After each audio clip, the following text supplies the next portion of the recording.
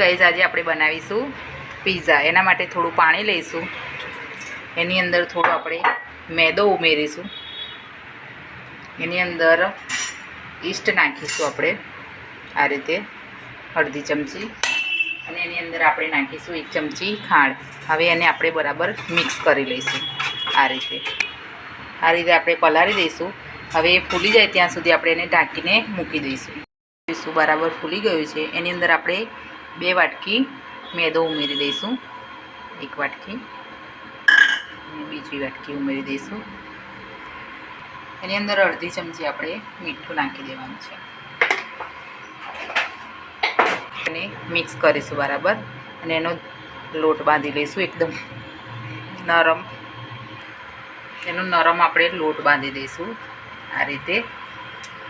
હવે આપણે એની અંદર થોડું તેલ નાખીને એને મુલાયમ કરી લઈશું આ રીતે।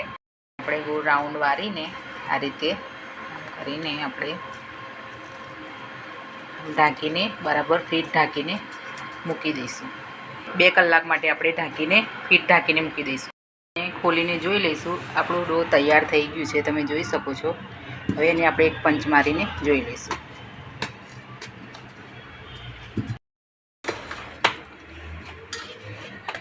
ગોળ વારી દઈશું એને આ રીતે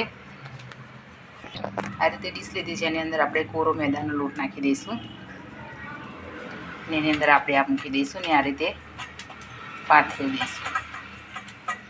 આપણે બનાવી દીધું છે, આપણે એની અંદર કાણા પાડી લઈશું આ રીતે।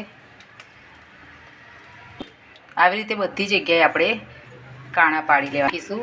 પિઝા સોસ આ રીતે આપણે ફેલાવી લઈશું। તો હવે આપણે નાખીશું મોઝરેલા ચીઝ આ રીતે નાખી દઈશું, કેપ્સિકમ મૂકી દઈશું આ રીતે। હવે આપણે એની અંદર નાખી દઈશું પનીર આ રીતે, થોડું ચીઝ નાખી દઈશું આ રીતે,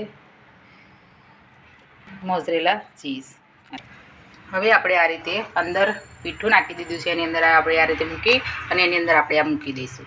આપણે મૂકી દઈશું। હવે એની પર આપણે ઢક્કન લગાવી દઈશું અને એને લઈશું।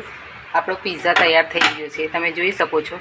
હવે આપણે એને બહાર કાઢ, હવે આપણે અહીંયા ડીશમાં મૂકી દઈશું આ રીતે, તમે જોઈ શકો છો। આપણે કટરથી કટ કરીને જોઈ લઈશું આ રીતે।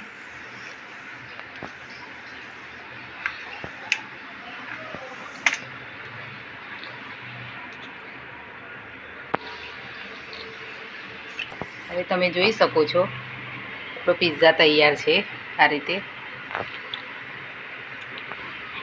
તમને મારી વિડીયો ગમતી હોય તો પ્લીઝ અને લાઈક અને સબસ્ક્રાઈબ કરવાનું ભૂલતા નહીં।